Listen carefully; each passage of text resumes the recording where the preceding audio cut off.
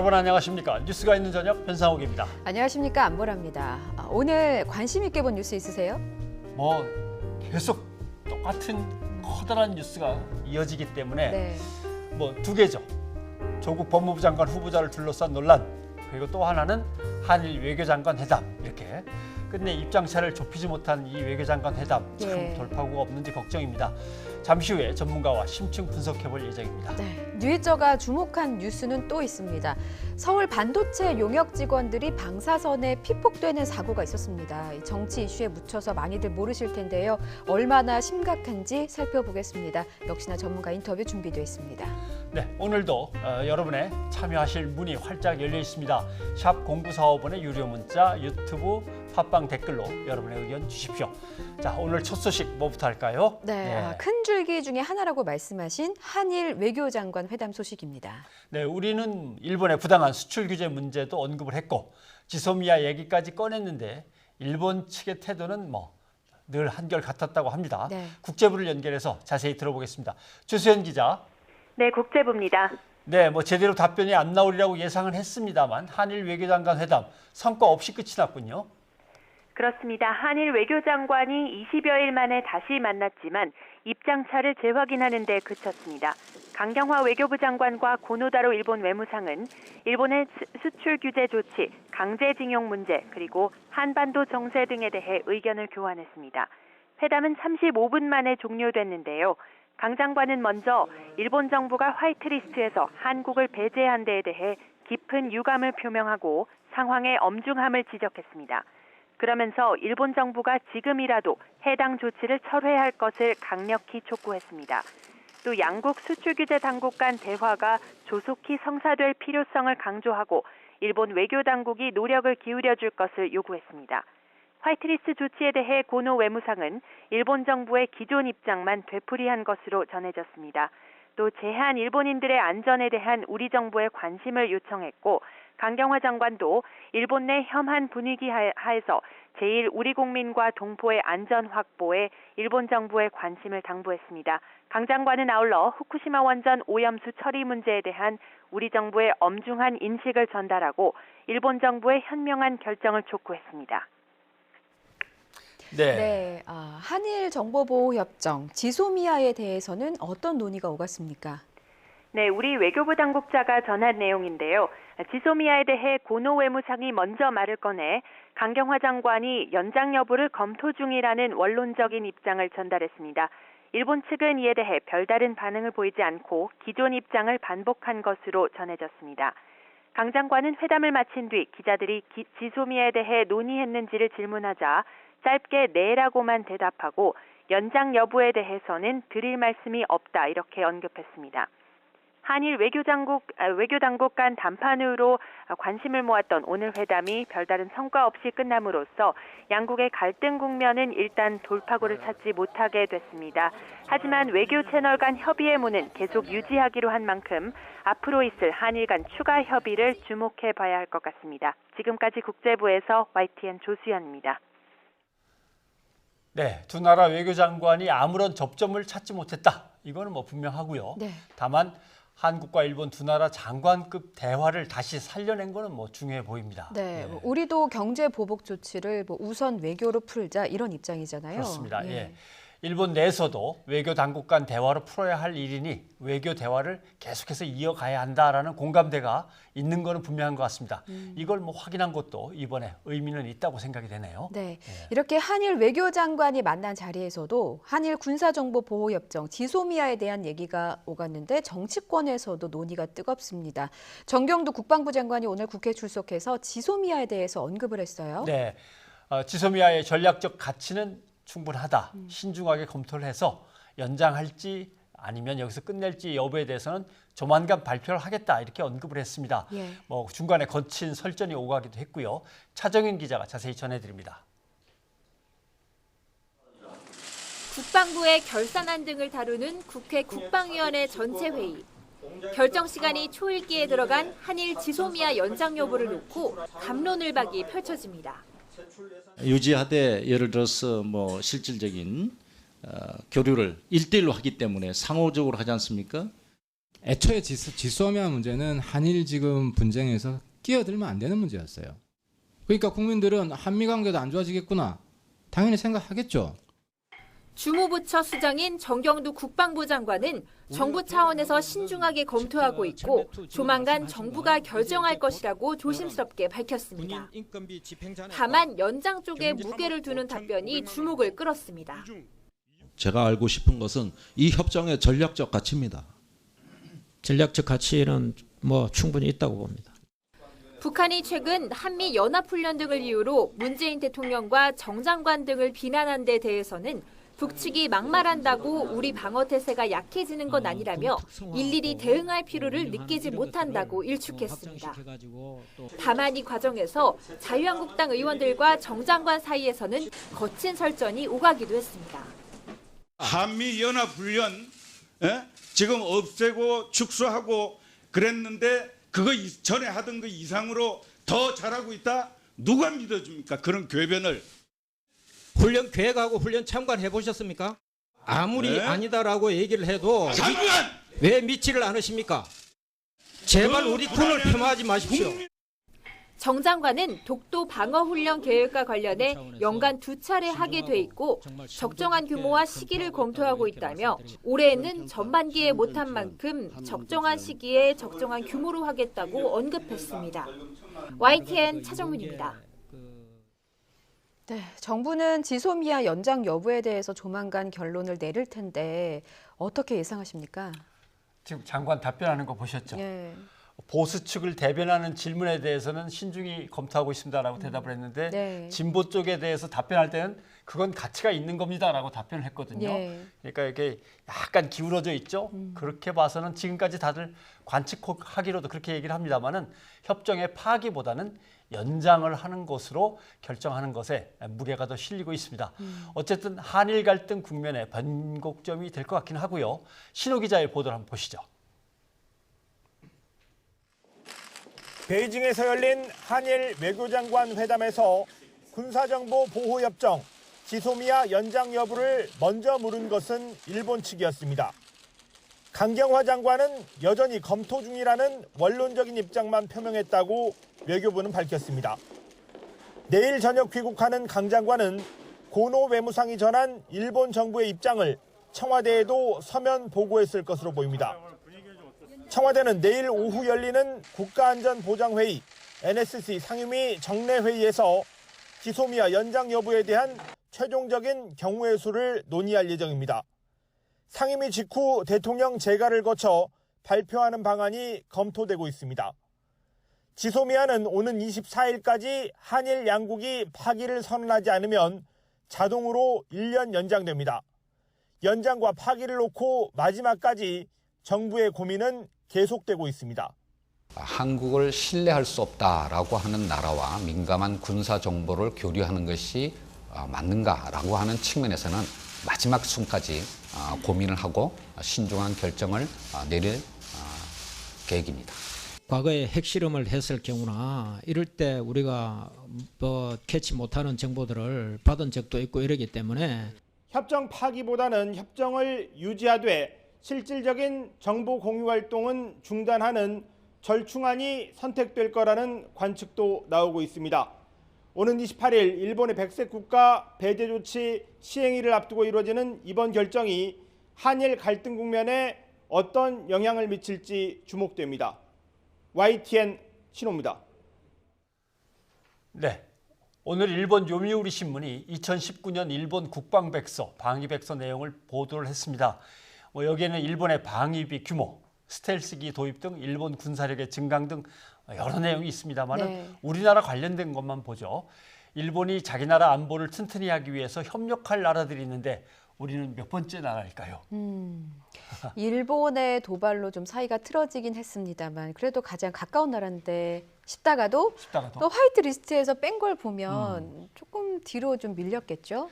예, 일본의 안전 보장을 위해서 협력할 나라 제1순위는 당연히 미국입니다. 일본이 군사 동맹을 맺고 있는 유일한 나라니까요. 예. 미국이. 2순위가 호주, 오스트레일리아, 3순위가 인도.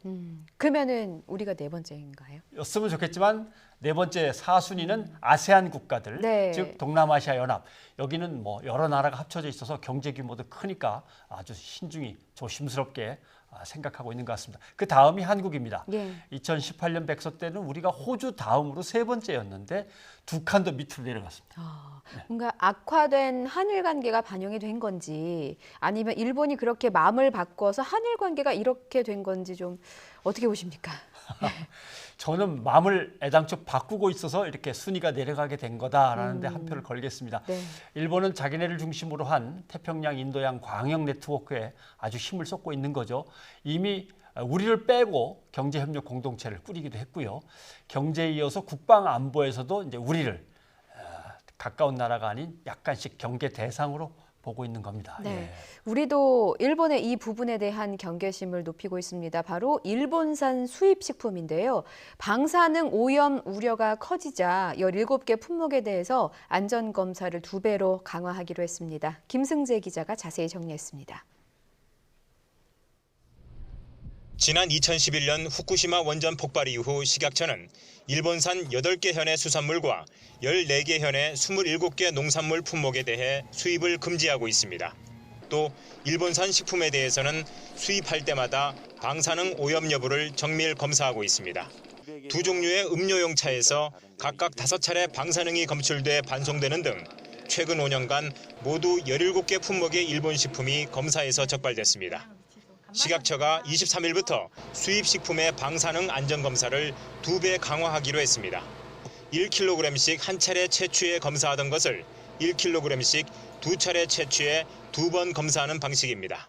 최근 5년간 방사능이 미량이라도 검출되어 반송된 이력이 있는 수입식품에 대해서는 그 수거량을 2배로 늘려서 더욱 철저히 검사할 계획에 있습니다. 대상은 최근 5년간 방사능 검출로 반송 처리된 일본산 17개 품목입니다.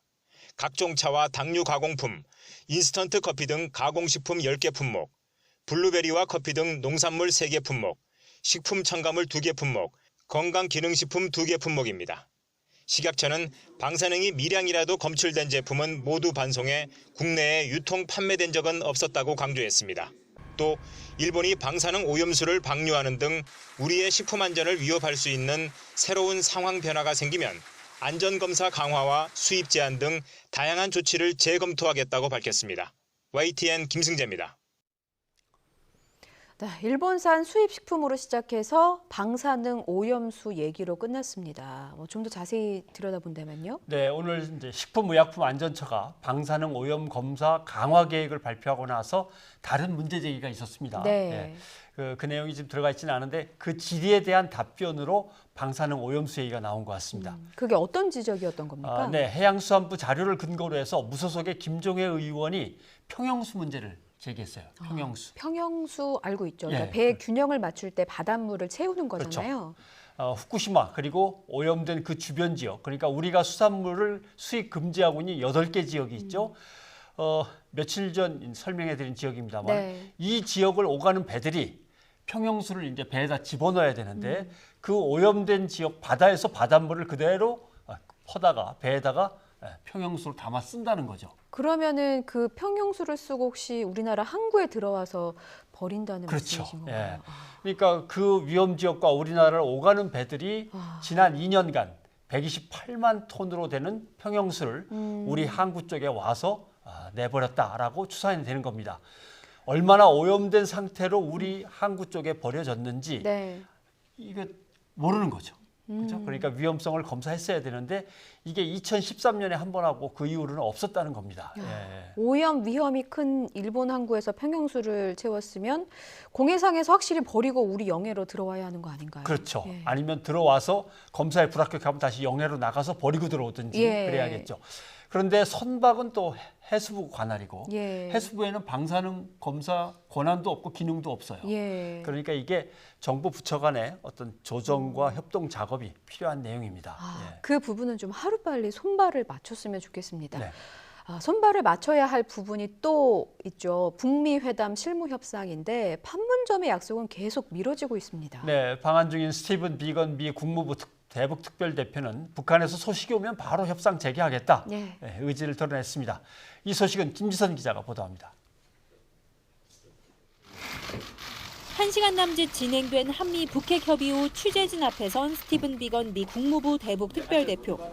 러시아 대사로 내정됐다는 소문을 부인하며 강한 북핵 문제 해결 의지를 드러냈습니다. 미국 측 협상 대표가 교체될 경우 자칫 비핵화 협상이 표류할 수도 있다는 일각의 우려를 일축한 겁니다. 이어 팀에 남아 북한 문제의 진전을 위해 매진할 것이라며 조속한 실무 협상 재개를 희망했습니다. Second, regarding the restart of those negotiations, we are prepared to engage as soon as we hear from our counterparts in North Korea. 우리 정부와는 더욱 긴밀히 협력하기로 했습니다. 북한이 비난해온 한미연합훈련이 끝나고 대화 여건이 조성된 만큼 멈춰선 비핵화 대화의 실질적 진전을 위해 힘을 모으기로 한 겁니다. 한미는 아주 긴밀하게 협의하고 협력해서 그러한 대화의 전기가 계속될 수 있도록 노력하기로 하였습니다. 거취 논란에 선을 그으면서까지 내민 비건 대표의 손을 북한이 선뜻 잡을지는 미지수입니다. 노동신문은 논평에서 미국이 적대 정책으로 긴장을 격화시키고 있어 자위적 조치를 취하지 않을 수 없다고 비난했습니다. 그러면서도 대화와 협상을 통해 북미 관계를 개선하려는 입장에는 변화가 없음을 내비쳤습니다. 내일 떠나는 비건 대표가 출국 전 판문점에 들러 북한의 새 협상팀과 첫 대면을 할 수 있을지 관심이 쏠립니다. YTN 김지선입니다. 앞서 전해드린 대로 오늘 베이징에서 한일 외교장관 회담이 열렸습니다. 한신대 하정문 일본학과 교수와 함께 자세한 내용을 짚어보도록 하겠습니다. 어서 오십시오, 교수님. 안녕하세요. 예상했던 대로 두 나라의 입장차를 좁히지 못했습니다만 그래도 이번에 만남이 어느 정도로 평가할 수 있을지 한번 생각해봐 주시면요. 네, 사실은 대학에서 저는 이제 학점을 주는 입장에서 얘기하면 예. 잘 주면은 B+ 정도 아니면 B+. B0 정도는 줄 수 있을 것 같습니다. 그래 말씀드리는 이유는 아무래도 대화의 모멘텀이라고 하는 것들을 지금까지는 그 제재의 국면에서는 경제산업성이 주도해서 나섰습니다만 그 과정에서 외무성이 일본 외무성이 굉장히 소외되어 있다는 얘기가 공공연하게 흘러나왔습니다. 그렇죠. 예. 그런데 어쨌든 이번에 외교장관 회담에서 대화에 대한 기본적인 그 합의라는 것들이 이루어지고 예. 어쨌든 의사소통을 앞으로도 긴밀하게 해나가겠다. 이 얘기를 그 코노 외무장관이 일본 쪽에 기자 브리핑에서 얘기를 했습니다. 그 얘기를 듣는 순간에 어쨌든 이 문제의 최대 현안이 강제동원 문제라는 인식도 같이 했다라는 표현하고 두 개지를 엮어서 생각한다면 예. 적어도 외교부 일본 그러니까 외교 라인이 적극적으로 나서서 대화의 국면들을 계속적으로 확장해 나가는 작업이 앞으로 이루어질 것 같다. 그 점에서 제가 B학점을 줄 수 있을 것 같아요. 예.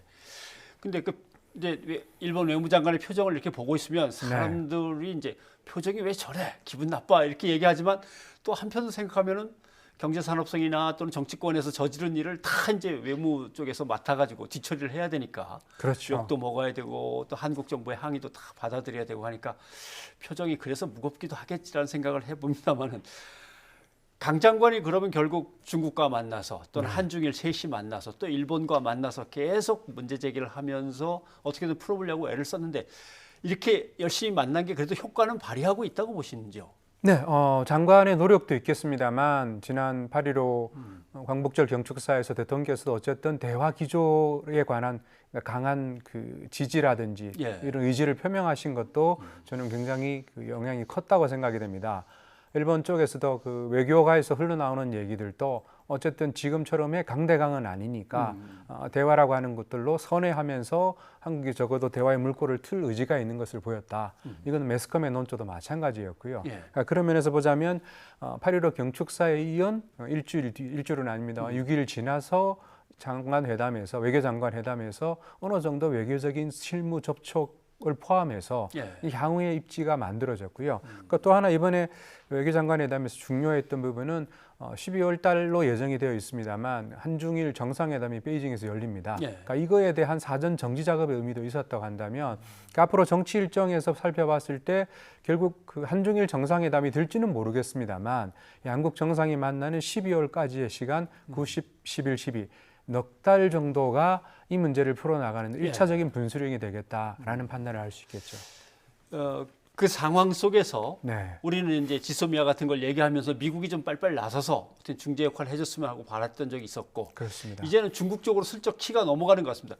중국 쪽이 뭐 좀 도와줄 게 없겠나라고 우리가 얘기를 꺼냈는지 모르겠습니다만 중국은 아유 할 일 있으면 얼마든지 하겠다라고 나왔는데 중국의 입장이나 이런 거는 어떻습니까? 네, 할 일이 있으면 하겠다라는 것이 아니고 자기들이 나서서 먼저 예.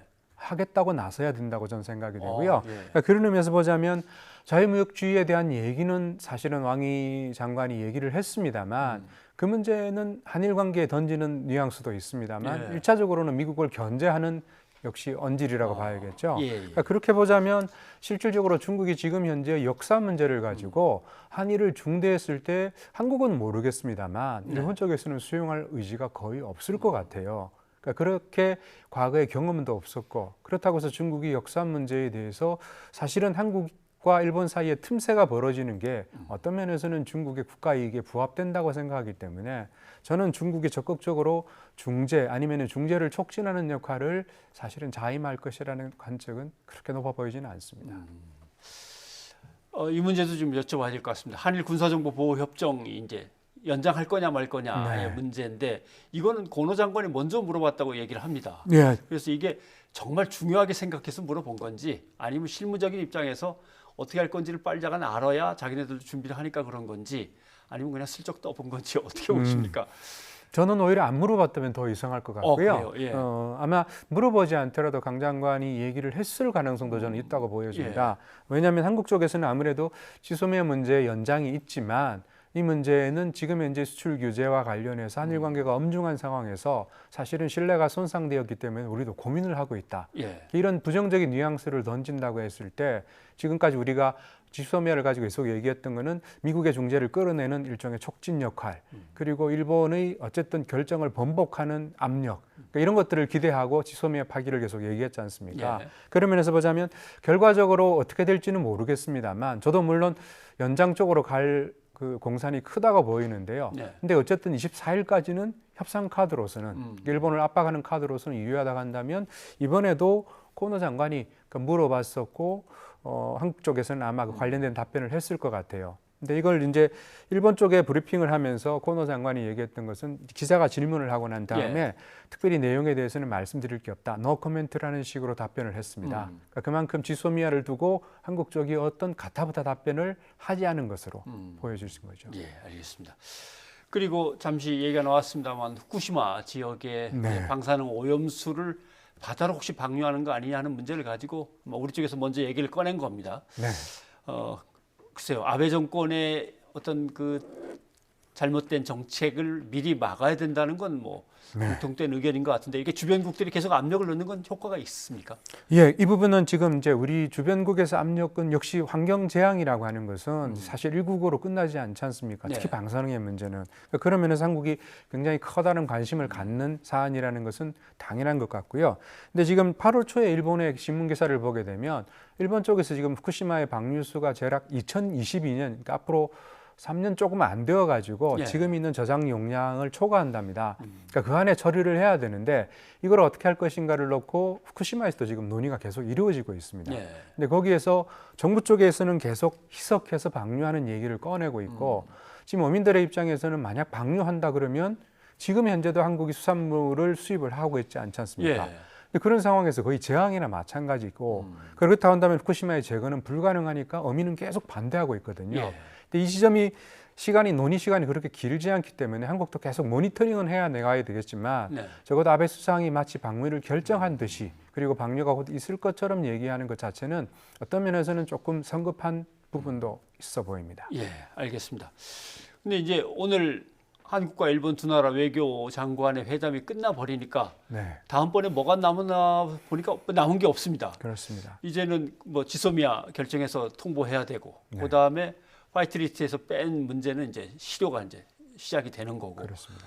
쭉 가보면 뭐 일왕 취임식 아까 말씀하신 삼국 정상회담이 될지 안 될지 모르지만 대충 예정돼 있는 거 하고 어떻게든 그때까지 끝내고 이 행사들을 치르기 위해서는 뭔가 이루어질 것 같습니까? 계속? 예, 지금 현재 있는 정치 일정, 외교 일정과 관련해서 거기 사이에 어떤 중간에 촉진하는 부분은 있을 것 같습니다. 예. 지금까지 얘기가 많이 나왔던 게 특사 얘기 있지 않습니까? 예. 이낙연 총리가 가신다든지 이런 얘기도 나왔고요. 그러니까 지금 현재는 정치 일정에 맞춰서 한국과 일본이 지금 외교 채널을 가동해서 일정 정도의 안을 서로 낼 수 있다면 그 부분을 최종적으로 타결을 지을 수 있는 특사가 파견되어서 집중적인 논의를 하고 아까 말씀드린 대로 12월 달에 한중일 정상회담이든 뭐 별도의 정상회담도 저는 의미가 있다고 생각이 되는데요. 그러니까 그럴 정도로 이 사안은 지금 한일 관계에서 역사 문제에서 굉장히 중요한 분기점입니다. 그러니까 그 정도의 무게감을 가지고 양국이 적절하게 관리하면서 최종적인 합의를 도출해낼 수 있다면 비온 뒤에 땅 묻는다는 말이 있듯이 저는 한일 관계가 새로운 반석 위에 올랐을 그런 반전도 기대해 볼 수 있다고 생각이 됩니다. 쉽지는 않지만 적어도 그 가능성을 한국이 먼저 놓는 것은 우리 내부도 그렇고 제3국에서 봤을 때도 특히 미국에서 봤을 때도 한국의 외교 역량의 문제가 아니라 한일 간의 문제를 풀어나갈 의지가 있는 것인가. 그 문제는 한미일 동맹의 문제하고도 연결되기 때문에 적어도 우리가 조금 더 적극적이고 주도적인 모습을 보여주는 것이 굉장히 중요하다고 생각이 됩니다. 네, 알겠습니다. 하 교수님 오늘 말씀 고맙습니다. 네, 고맙습니다.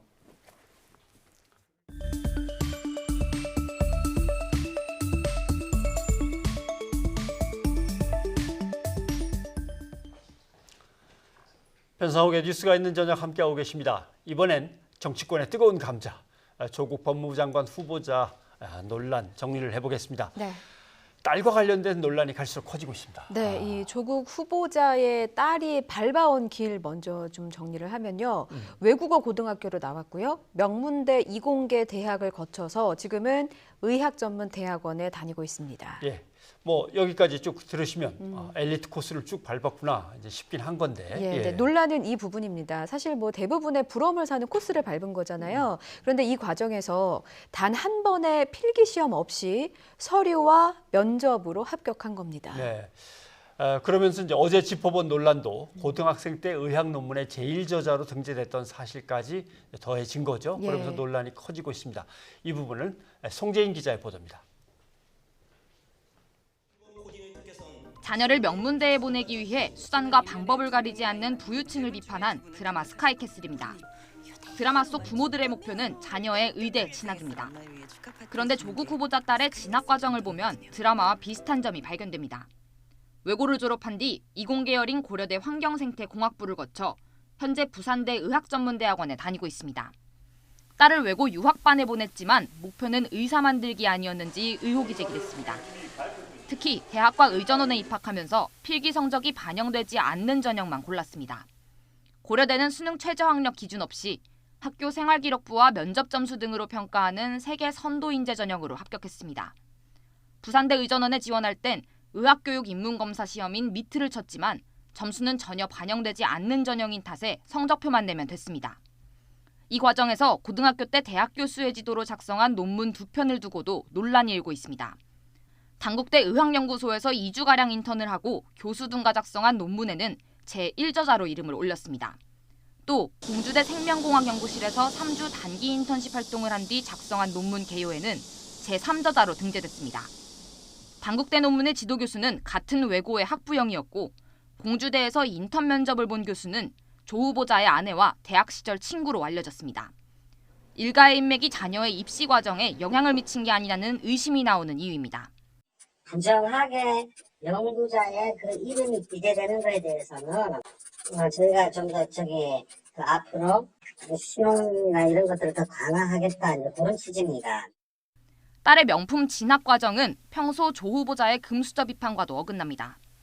조 후보자는 과거 저서에서 특목고, 국제고 등에 입학하지 못하면 1차 패배자, 고교 졸업 시 스카이대학에 입학하지 못하면 2차 패배자로 몰고 가는 사회는 비정상이라고 꼬집었습니다. 사회 지도층 인사에게 요구되는 높은 수준의 도덕적 의무를 강조해왔던 조국 후보자. 그의 소신을 믿어온 지지층조차 허탈감을 넘어 분노를 감추지 못하고 있습니다.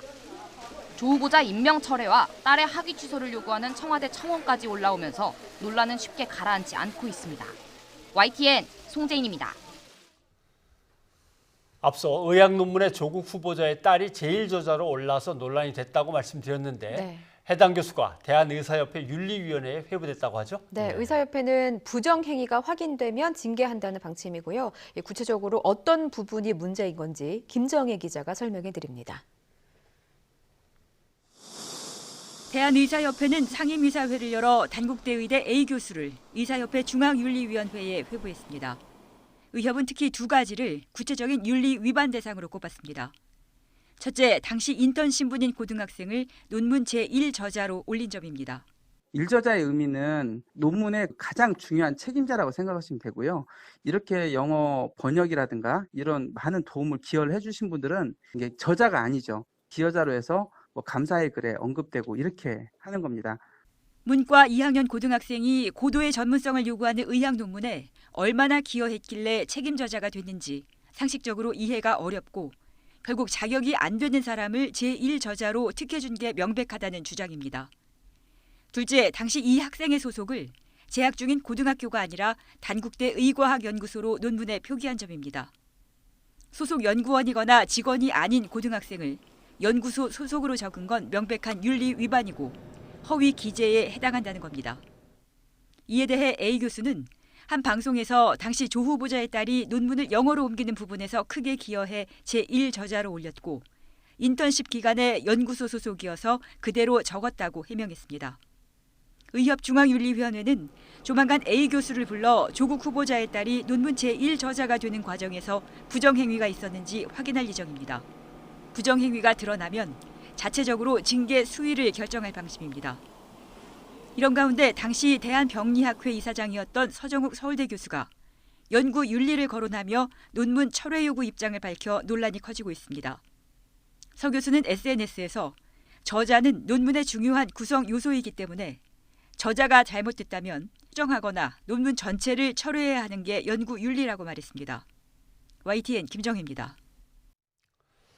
네, 그런가 하면 이 딸의 고려대 입학 과정에 대해서도 논란이 있는데 고대의 입장도 나왔습니다. 네, 고려대는 조국 후보자 딸의 입학 과정에 문제가 없었는지 살펴보기로 했다. 이렇게 입장문을 냈습니다. 네, 고대의 입장문을 좀 자세히 보면요.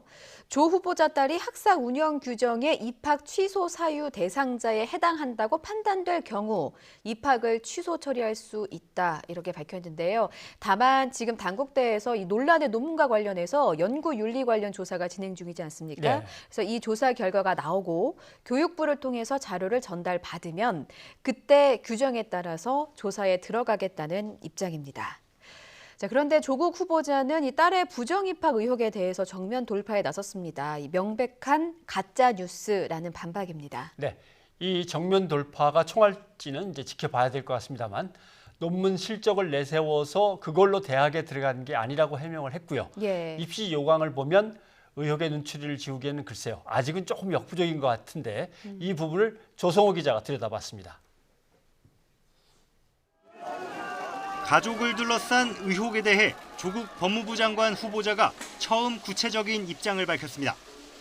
비판과 검증은 혹독하게 받겠다며 고개를 숙였지만 딸의 입시 부정 의혹만큼은 가짜 뉴스라고 일축하면서 적극적으로 방어하고 나섰습니다. 그렇지만 보도자료를 통해 이미 밝혔듯이 제 딸이 문제 논문 덕분에 대학 또는 대학원에 부정 입학했다는 의혹은 명백한 가짜뉴스입니다.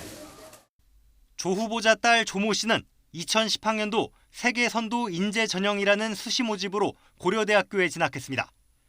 어학시험이나 대학 과정을 미리 이수하는 AP 시험 성적, 그리고 학교생활기록부 등 서류평가로 학생을 선발하기 때문에 일반 전형과 달리 별도의 필기시험을 치르지 않았습니다. 조 후보자 측은 학생부에 의학 논문이나 제1저자라는 사실이 언급되지 않았고 입시 과정에서 논문 원문도 제출하지 않았다고 밝혔습니다. 실제 조 씨의 자기소개서에도 인턴십 성과로 논문에 이름이 올랐다고 언급한 게 전부라는 겁니다. 논문이 당락에 영향을 미치지 않았고 입시 절차상으로도 문제없다는 조 후보자 주장을 뒷받침하는 내용입니다. 하지만 입시 요강을 보면 학생부 기재 내용 말고도 상장과 증명서 등 제출한 서류를 종합해서 평가하기 때문에 고교 재학 중 논문 등재가 합격의 결정적 요소가 됐을 가능성을 배제할 수 없습니다. 논문의 책임저자인 의대 교수 역시 조 씨의 대학 진학에 도움을 주려는 목적으로 제1저자로 올렸다고 털어놨습니다.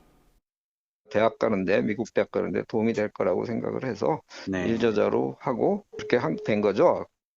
조 후보자가 이번 일을 성찰의 기회로 삼겠다며 정면 돌파 의지를 보인 만큼 청문회 전까지 치열한 검증 공방이 확대될 전망입니다. YTN 조성호입니다. 네, 청와대는 조국 후보자에 대해서 신뢰를 계속 보내면서 엄호에 나서고 있는 거죠. 예, 일부 사실과 다른 의혹들이 부풀려졌다. 빨리 청문회 열어라 이렇게 촉구한 건데요. 야당을 압박하면서 사실상 정면 돌파 의지를 밝힌 것으로 보입니다. 임성호 기자의 보도입니다. 조국 법무부 장관 후보자에 대한 의혹이 갈수록 퍼지자 청와대가 처음으로 공식 입장을 밝히며 엄호에 나섰습니다. 윤도한 청와대 소통수석은 조 후보자와 그 가족들에 대해 합리적인 의혹 제기도 있지만 일부 언론은 사실과 다른 의혹을 부풀리고 있다고 지적했습니다. 구체적으로 조 후보자 동생의 위장 이혼 논란과 딸의 논문 관련 의혹 등을 거론하면서 국회 인사청문회를 통해 진위가 드러날 것이라는 점을 분명히 했습니다. 청문회 일정을 미루고 있는 야당을 압박하며 사실상 정면 돌파 의지를 드러낸 것으로 보입니다. 김상조 청와대 정책실장 역시 조 후보자 딸의 대입 특혜 논란에 대해 국민이 불편해하는 걸 이해한다면서도 청문회를 통해 조 후보자가 직접 소명할 것이라며 조속한 청문회 개최를 거듭 촉구했습니다. 조국 후보자와 관련된 여러 가지 의혹은 제가 대신 설명할 수 있는 것은 아닌 것 같고요. 청문회가 빨리 열려서 후보자 스스로가 정확하게 소명하는 것이 필요하다고 생각을 합니다. 청와대가 조 후보자에 대한 옹호 입장을 밝힌 가운데 청와대 청원 게시판에는 비판글이 잇따라 올라왔습니다. 주로 조 후보자 딸의 대학 졸업을 취소해달라는 내용이었는데 청와대는 이 중 2건을 비공개 처리했습니다. 청와대는 조 후보자 딸의 대학 입학 경위가 확인되지 않았는데도 해당 청원이 이를 부정, 사기 입학으로 규정했다며 허위 사실로 인한 명예훼손 우려가 있어서 비공개 처리했다고 설명했습니다.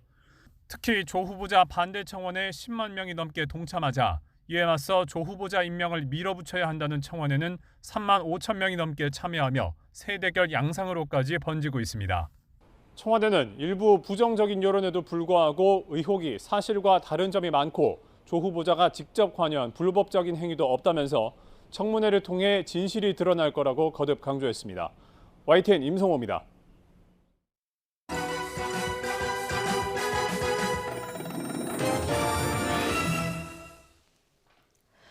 내 맘대로 탑3입니다. 조국 법무부 장관 후보자를 둘러싼 각종 의혹이 신조어까지 나왔습니다. 인터넷을 떠도는 신조어들 하나씩 살펴보겠습니다. 먼저 조로남불입니다. 내로남불, 내가 하면 로맨스, 남이 하면 불륜의 줄임말과 조국 후보자의 성을 따서 만든 말인데요. 자녀 교육과 관련한 특혜 의혹이 끊이지 않자 누리꾼들은 조국 후보자가 과거에 부조리와 부도덕을 비판했던 발언들을 소환하면서 조로남불이라는 신조어를 만들어냈습니다. 또 앞에서도 보셨습니다만 드라마 스카이캐슬, 자녀를 의사로 만들기 위한 상류층의 삶을 물려주기 위한 부모들의 처절한 욕망을 풍자해서 큰 인기를 끌었죠. 일각에서는 이 허구의 드라마가 현실이 됐다며 조국 후보자의 이름과 드라마 제목을 합쳐서 이 조국캐슬이다 이렇게 부르기도 했습니다. 외고를 거쳐 명문대, 의학전문대학원까지 엘리트 코스의 이면에는 부모의 후광이 있었던 것이 아니냐라는 의혹이 사그라들지 않고 있는 거죠. 자, 또 하나 조적조입니다. 조국의 적은 조국이라는 신조어도 등장했습니다. 조국 후보자는 이 활발한 SNS 활동으로도 많은 관심을 받아왔죠. 특히 공정, 평등, 정의를 해치는 사안들에 대해서 따끔한 일침을 날려왔습니다. 이제는 이 과거의 발언이 부배락이 돼서 조국 후보자 자신을 겨냥하는 게 아니냐는 시각도 포착드렸습니다. 부모 잘 만나는 것도 실력이라는 정유라 씨의 말과 함께 조국 후보자의 과거 발언을 연관짓는 누리꾼도 있었는데요. 조국 후보자는 2016년 서울대 법학전문대학원 교수 시절에 나의 부모가 누구인가에 따라 노력의 결과가 결판이 나는 식으로 흐름이 바뀌는 건 우리 사회의 가장 근원적인 문제라고 비판한 바 있습니다.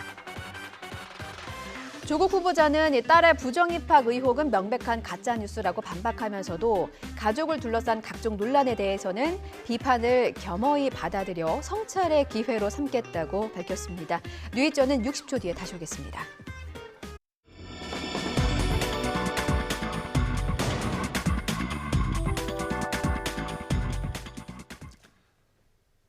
브리핑 있는 저녁입니다. 사건 사고 소식을 이현아 기자와 함께 알아보겠습니다. 어서 오십시오. 안녕하십니까. 자, 오늘 첫 소식 뭡니까? 네, 이 모텔 손님을 살해하고요. 시신을 훼손해 유기한 혐의로 구속된 39살 장대호 씨가 신상 공개 결정 이후 처음으로 얼굴이 공개됐습니다. 장 씨는 오늘 오후 1시 40분쯤 이 보강 조사를 위해서 경기 일산 동부경찰서 유치장에서 고양경찰서로 이동하는 과정에서 얼굴이 공개가 된 겁니다. 네, 그런데 오늘도 이 장대호 씨 전혀 뉘우치는 모습을 보이지 않아서 좀 충격을 또 한 번 던져줬습니다. 네, 맞습니다. 현장에서 이제 취재진이 장 씨에게요. 유족에게 미안하지 않냐 이런 질문을 던졌습니다. 예. 네, 전혀 미안하지 않다라고 답을 했는데요. 직접 들어보시겠습니다.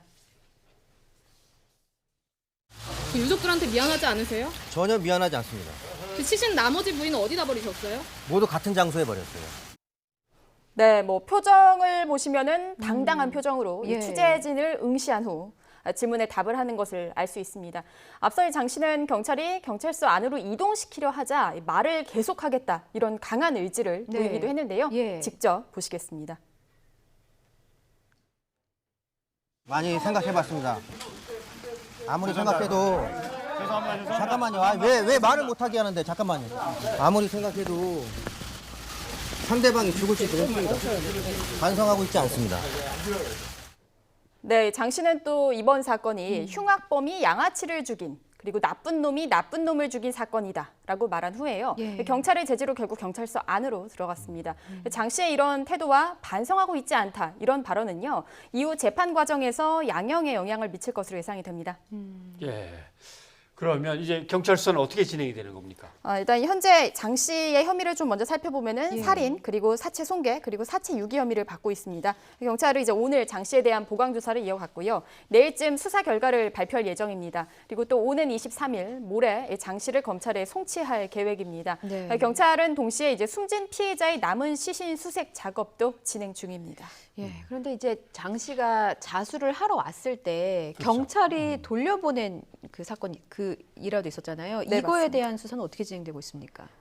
일단은 당시 상황을 좀 자세히 살펴보면요. 네. 앙내실의 당직 경찰관과 이 피의자인 장 씨와의 대화 내용이 이렇습니다. 그러니까 처음에 자수하겠다라는 피의자 장대우의 말에 경찰이 무슨 내용 자수냐 이렇게 질문을 합니다. 예. 이어서 이제 장 씨가 강력 형사에게 말하겠다 이렇게 답을 합니다. 자, 그러자 경찰이 강력 형사가 있는 종로경찰서로 가라 이렇게 대응을 한 겁니다. 좀 이해는 잘 안 가요. 예. 자수하러 왔습니다. 저 범죄를 저질렀습니다. 그러면 어떤 범죄요? 그건 강력계와 관련이 있으니까 누구누구한테 연락을 해놓을 테니까 가시오. 뭐 이렇게 한 것도 아니고 네. 그냥 어디 가서 하시오. 경찰이 왜 그랬을까요? 취재한 결과 경찰에 근무를 할 당시 내부 사정들은 있습니다. 그러니까 예. 보통 이제 근무 중에요 주치자나 정신질환자 혹은 이제 장난으로 자수를 하겠다라는 얘기를 하는 사람들이 꽤 찾아온다고 합니다. 그리고 또 이제 경찰서는 담당 과마다 업무 영역이 좀 다른데 예를 들어 이제 형사과 그리고 수사과가 아니라면은 강력 사건 처리 자체가 좀 익숙하지 않을 수 있다는 겁니다. 근데 그렇다 하더라도요 국민의 생명과 안전을 지키는 경찰의 이번 대응은 너무 아니라고 부실했다는 비판을 피할 수 없습니다. 예. 그러니까 이미 경찰청 훈령에는요. 범죄 수사 규칙이라는 게 있습니다. 이 훈령에 따르면 이제 관할 지역이 아니더라도 자수하거나 신고하면 반드시 접수하도록 명시돼 있습니다. 예. 그리고 이제 사건을 만약에 다른 경찰서로 인계할 때는 피의자 인도서를 작성하는 것이 그렇죠. 원칙입니다. 그러니까 결국에는 업무 기본 매뉴얼이 있었지만 지키지 않은 상황이 된 거죠. 관련해서요 전문가는 어떻게 보고 있는지 직접 들어보시겠습니다. 자수를 하려고 상담을 통해서 경찰을 찾았는데 경찰이 적극적인 대응이나 적극적인 조치를 하지 못하는 경우에 이 범인이라든가 중요 피의자가 심경의 변화를 일으키게 되죠. 다른 데로 가라라고 하고 적극적인 대응을 하지 못하는 경우에는 중요 피의자를 놓치거나 아니면은 강력 사건이 발생했을 때 이게 장기 미제로 전환되는 경우도 있거든요. 쉽게 해결될 수 있는 사건. 이런 것들이 경찰이 적절한 대응을 하지 못했을 때 일어나는 큰 부작용이다. 이렇게 봅니다. 예, 그러니까 중간에 마음을 바꿨으면 어쩔 뻔했나 싶습니다. 이후에 관련 대책들이 나왔습니까? 네, 먼저 어제 오후에 이낙연 국무총리가 민감용 경찰청장에게 사건의 전말을 보고받았었습니다. 그 자리에서 이 총리가 이번 사건에 국민이 몹시 분노한다. 국민이 납득할 만한 수준의 이제 엄정 조치와 재발 방지책을 마련해서 시행해 달라 이렇게 당부를 했고요. 민 청장은 감찰 조사 결과를 토대로 해서 엄중 조치를 하겠다 이렇게 답을 했습니다. 그리고 오늘 서울경찰청장 주재로 서울지방경찰청 회의를 열고 후속 대책을 마련했습니다. 그럼 서울경찰청의 후속 대책 어떤 것들이 담겨 있는 겁니까? 변화하는 당직 시스템이 있습니다. 경찰은 일명 원스톱으로 처리되는 이 당직 시스템을 재정비하겠다 이렇게 밝혔는데요. 먼저 주말에만 운영하던 총경급 상황관리관 근무 체계를 평일 야간에도 운영하게 됩니다. 또 야간에 접수된 민원과 사건 사고, 신고 접수 이런 보고 처리 절차를 명확하게 하겠다 이런 방침을 밝혔고요. 경찰은 이어서 종합적 재발 방지 대책을 마련해서 공유하겠다 밝혔습니다. 현재 이 장 씨를 다른 경찰서로 돌려보낸 경찰은 대기 발령 상태입니다. 이현아 기자 수고하셨습니다. 감사합니다.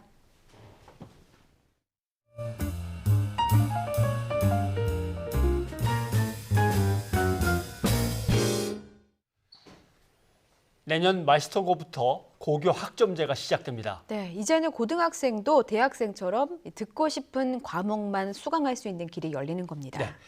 하지만 시행 과정이 순탄치는 않을 것으로 보입니다. 왜 그럴까요? 정부가 발표한 정책을 보면 학점제 도입의 필수 요건이 빠져 있습니다. 이게 구체적으로 어떤 내용인지는 권호진 기자의 설명을 한번 들어보시죠. 2025년 고교 학점제 전면 시행을 앞두고 정부가 마이스터 고등학교를 대상으로 정책 실험에 나섭니다. 교육 과정을 탄력적으로 운영하는 전국 마이스터고 51곳에 내년에 고교 학점제를 처음 시행합니다. 우선 교육 과정은 이수 기준이 단위에서 학점으로 바뀌고 총 이수 학점은 12학점 주로 일주일 수업이 34교시에서 32교시로 감소합니다. 이번 도입되는 마이스터고 학점제에서는 1학점을 16회 수업으로 총 이수 학점을 192학점으로 적정화하여 학교 자율운영 과목의 확대, 수업이 줄어드는 대신 산업체와 대학 등에서 수업을 듣거나 실습하면 학점으로 인정합니다. 또 다른 학과 수업을 24학점 이상 들으면 부전공도 인정받습니다. 기계과 학생이 기계 조작 과정뿐만 아니라 소프트웨어과 과목을 함께 수강하여 소프트웨어를 활용하는 기계 조작원으로서 융복합형 인재로 성장할 수 있는 길이 열리게 되는 것입니다. 현재 마이스터고는 전공 과목과 같은 전문 교과는 성취 평가를, 국어, 영어, 수학 등의 과목은 상대 평가제를 적용합니다. 고교 학점제가 정착되려면 모든 과목에 성취 평가제가 도입되고 학점 요건만 충족하면 졸업할 수 있도록 제도를 손봐야 한다는 지적입니다. 그러나 교육부는 일반고를 포함한 성취 평가제 전면 도입은 2025년에나 가능하다는 입장입니다. 일반 고등학교의 성취평가제는 저희들이 2025년도에까지는 그 진로 선택 과목만 도입을 하고 다른 과목에 대해서는 2025년도에 도입하는 것으로. 제도적 미비와 입시 위주의 풍토에서 고교 학점제가 제대로 자리 잡을 수 있을지 우려의 목소리가 나오고 있습니다. YTN 근호진입니다. 가습기 살균제 사태와 관련해 판매 업체인 애경산업이 피해자들을 사찰했다는 의혹도 있었습니다. 네, 애경 측에서는 후속 조치가 없었다고 합니다. 그래서 이 피해 아동의 부모가 구체적인 기록이라면서 관련 증거를 공개했습니다. 김우준 기자가 보도합니다. 애경 가습기 살균제의 피해 가족이 네이버 밴드에 쓴 글입니다. 애경산업을 검찰에 고발한 내용과 조사 기록 등이 자세히 적혀 있습니다. 예민한 내용이라 피해 관계자들끼리 공유할 수 있는 온라인 공간에 올려놓은 겁니다. 하지만 애경 직원 장모 씨가 신분을 속이고 밴드 활동에 참여하며 피해자들을 사찰했다는 의혹이 제기됐습니다. 애경 직원 장모 씨가 항해 밴드에 들어와서 활동을 하기 시작했습니다. 이에 대해 애경 측이 모르쇠로 일관하자 피해 아동 부모가 나서 관련 증거를 공개했습니다. 올해 초 피해자가 검찰 조사를 받고 정보 공유 차원에서 쓴 글입니다.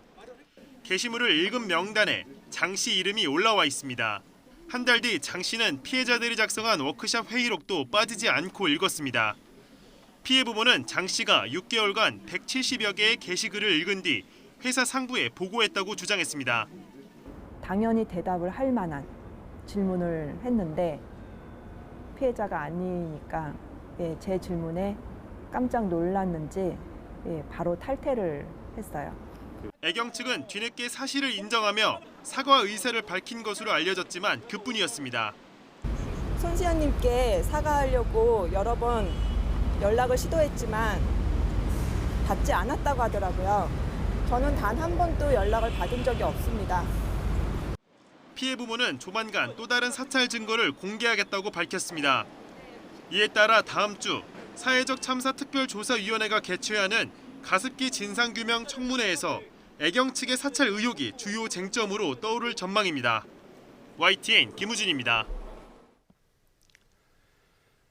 해고된 뒤 복막암으로 투병하다가 별세한 고 이용마 MBC 기자의 장례가 시민사회장으로 치러집니다. 네, MBC는 모레 오전 9시 서울 상암문화광장에서 참 언론인 고 이용마 MBC 기자 시민사회장을 치를 예정입니다.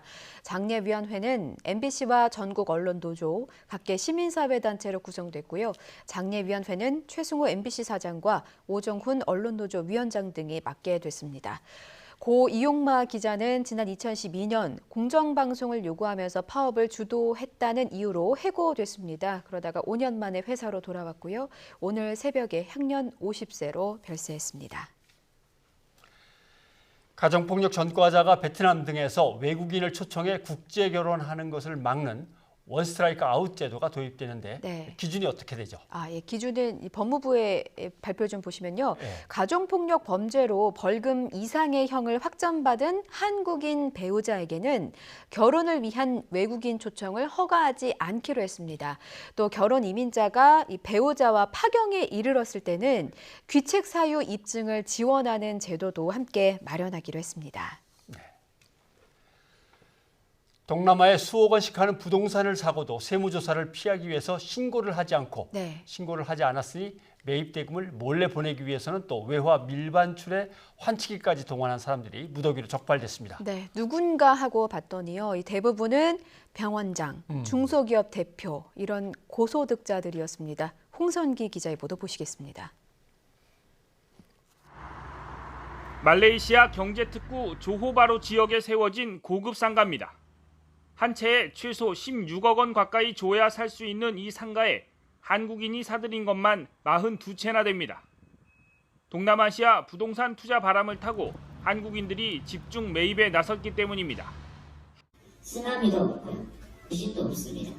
굉장히 해외 부동산 투자에 붐이 일고 있는 지역이 국내 한 재활병원장인 A씨는 상가 2채와 아파트 1채 등 이 지역에만 모두 30억 원이 넘는 부동산을 사들였습니다.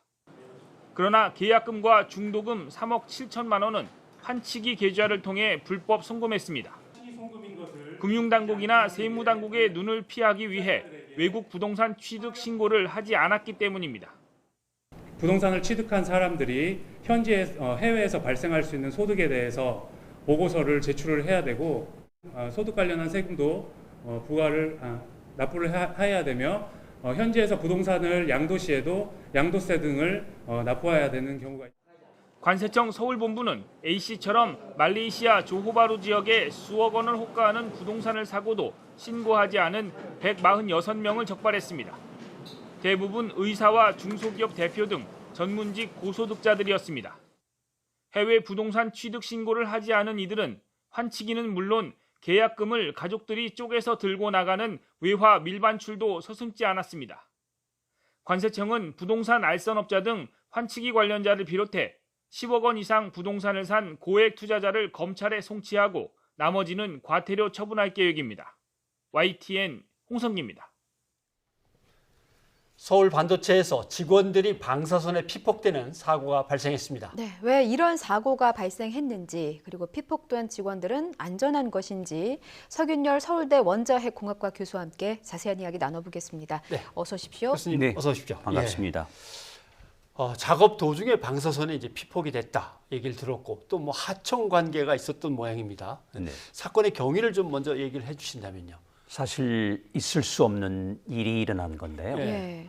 보통 세탁기만 하더라도 일단 세탁기가 장전되고 물이 나올 때 문 못 열지 않습니까? 그렇죠. 예. 그런데 이것도 마찬가지입니다. 방사선을 가지고 발광 다이오드니까 이거 조그만 반도체죠. 이거를 부수지 않고 결함 검사를 하는 게 이제 X선 방사선이죠. 예. 그러니까 이런 X선 검사는 일단 문이 닫혀야지 작동을 합니다. 그런데 왜 어떻게 이게 열린 상태에서 작동을 했을까? 그리고 사람들 작업자의 손이 들어갈 이거는 웬만한 제3국 후진국에서도 상상하기 힘든 그런 일이라는 거라서 이번에 그 감독자는 그동안 뭐 하고 있었는지 단순한 그 행정 처분이 문제가 아니고 능사가 아니기 때문에 한번 깊이 그 조사를 해봐야 될 사안이라고 봅니다. 말씀하신 대로 세탁기도 그렇고 뭐 냉장고도 하다못해 열려 있으면 네. 소리가 난다든가 하는 건데 그러면 그 센서를 뭔가로 이렇게 가려가지고 계속 작동시키는 뭔가 자기네들끼리 변칙적인 방법을 쓸 수도 있는 겁니까? 잠금 장치를 해제한 것이죠. 그냥 풀면 됩니다. 풀어서. 그렇죠. 그런데 그러면은 그걸 과연 작업자들이 그렇게 했을까요? 아닐 수도 있죠. 뭔가 체계적으로 그 위에서 그걸 허용하고 그리고 교육 내용에도 열고 또 해도 된다고 했답니다. 이게 사실이라면은 그러면 감독 기관은 그동안 수수방관하지는 않았는지. 그래서 제가 그 부분도 짚고 넘어가야 됩니다. 단순히 몇 사람 벌하는 정도가 아니고 도대체 어떻게 하다가 안전의식이 이렇게 빠져버렸는지. 그러니까 기가 빠진 것이죠. 예. 가장 기본적이면서도 필수적인 안전 절차를 지키지 않았다는 부분을 지금 교수님께서 지적을 해주셨는데 방사선 피폭 의심 환자를 보면요. 7명 중에 2명은 이 손가락에서 홍반 그리고 통증 같은 증상이 나타났다고 합니다. 그런데 혈액하고 염색체를 검사했더니 거기서는 이상이 없는 것으로 나왔대요. 근데 이렇게 되면 큰 문제는 없는 겁니까? 아무도 지금 예단할 수는 없죠. 왜냐하면 혈액에 나타나는 건 임파구가 준다.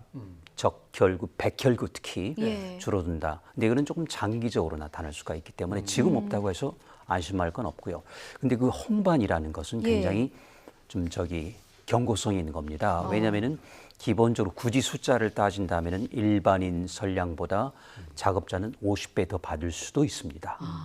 그런데 지금 홍반까지 나타나는 것은 그 50배의 또 100배. 그러니까 일반인 허용 선량의 약 5,000배까지 가면 그런 현상이 나타나요. 굉장히 심각하죠. 그것도 1년 선량을 순식간에 맞은 거죠.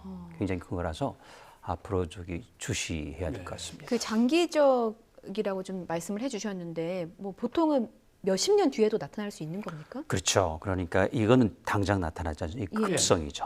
만성은 백혈병이면 10년. 그리고 보통 이런 식도암이다, 피부암 20년. 그러니까 그때까지 누가 이분들의 그 안전을 장담할 수 있겠습니까? 흔히 이제 취재를 하다 보면 그런 얘기 하거든요. 피 검사했는데 괜찮았어요라고 하는데 피 검사에도 나타날 정도면 그건 정말 최후까지 거의 가는 거나 마찬가지라는 얘기를 그거는 하거든요. 며칠 있다가 사망하게 되는 경우는 나타나죠. 근데 그 정도는 아니었을 것입니다. 그렇지만은 이 양이 정말 사실이라면은 이보다 한 2배 정도 갔으면은 사망할 수도 있었을 만큼 큰 겁니다. 왜냐하면 1년에 받을 기준이 순식간에 몇 초, 뭐 1초도 안 되겠죠. 그게 큰 거죠. 일부 보도에서는 방사능에 노출된 사람이 몇십 명 될 거다라는 보도가 나왔는데 해당 업체에서는 아니다, 딱 7명 거기다라고 얘기를 했단 말이죠. 사실은 어떨지 모르니까 다 조사를 받아봐야 되는 거 아닙니까? 이럴 때는 무조건 이 사고란 사후 대처보다는 사전 예방이 효과적이 경제적인. 지금 벌써 그렇다면은 그동안에 과연 관리 소홀이 있기 때문에 7명이 전부일까? 아닐 수도 있죠. 그 전 작업자들 어땠을까? 그리고 다른 업체들은 어떨까? 이 업체만 하더라도 제법 우리 국내에서는 뭐 최고 가는 기업이지 않습니까? 과연 다른 업체들은 제대로 지켰을까? 이걸 한번 합리적으로 의심할 시점입니다. 그 부분이 사실 궁금한데 지금 저희가 말씀 나누면서 서울 반도체라는 회사가 도대체 어디야라고 생각하실 분들이 있어서 제가 잠시만 설명을 드리면요. 이름과는 달리 주력 품목은 LED 제품입니다. 교수님께서 짚어주신 대로 국내 시장 1위를 지키고 있는 중견 기업이기도 한데요.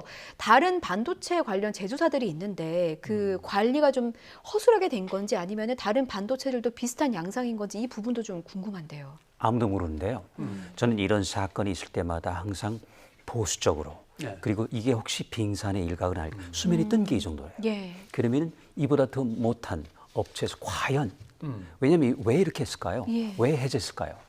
짧은 시간에 많은 양을 검사하고 해야 되니까. 다른 업체는 더 경쟁을 할 겁니다. 그렇기 때문에 분명 이러한 잠금 장치 해제가 이 회사뿐만 아니고 다른 데도 만연돼 있을 수도 있다. 그래서 이번 기회에 전수조사를 하고 작업 일지를 살펴봐야 될 것이다. 이렇게 봅니다. 근데 이제 항상 그렇게 잠금 장치를 해제하고 작업을 해 왔다면 그게 현장 작업자들이 몰래 속닥속닥해서 한 건 아닐 것이다. 네. 그 위에 뭔가 있을 수도 있는 거고 아예 교육할 때 열어놓고 하면 속도가 나는데 그 대신 좀 조심 좀 해. 뭐 이렇게 할 수도 있고 결국은 어떻게 보면은 이 문제가 커질 수도 있는데 만약에 거기서 어떤 혐의점이나 비위가 드러나면 어떤 처벌을 받는 겁니까? 이거는 단순한 행정 처분이라는 것보다는요. 사실은 특별 경제자금, 가중처벌, 뭐 배임 이게 성립할 수 있는 아주 중대한 행위입니다. 그렇기 때문에 이번에는 그 부디 이거를 축소하지 말고 전부 펼쳐야 됩니다. 하다 보면은 규제기관의 잘못도 나올 겁니다. 규제기관으로서는 원자력안전위원회 그게 두려울 수도 있어요. 그래서 소폭으로 하고 행정 명령 안 됩니다. 전부 열어봐야 됩니다.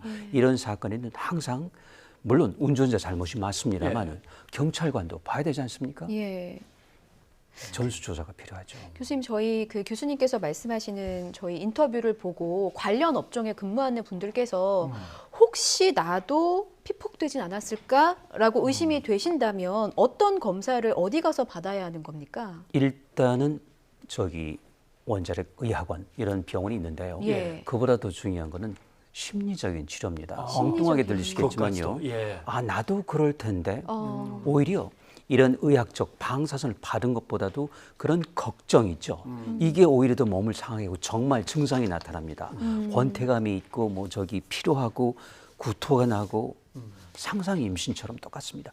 이 치료를 받으셔야 돼요. 그래서 일단 제가 권하는 거는 물론 방사선 치료도 중요하지만 그보다 더 중요한 건 정신적인 치료가 필요합니다. 그러니까 치유가 필요한 것이죠. 굉장히 심각한 사안입니다. 어떻게 보면 그것도 회사가 인식을 바꿔서 그런 맞습니다. 직원들의 치유를 또 도와야 되겠죠. 그렇습니다. 우리 7명밖에 없어. 괜찮아. 이거는 아닙니다.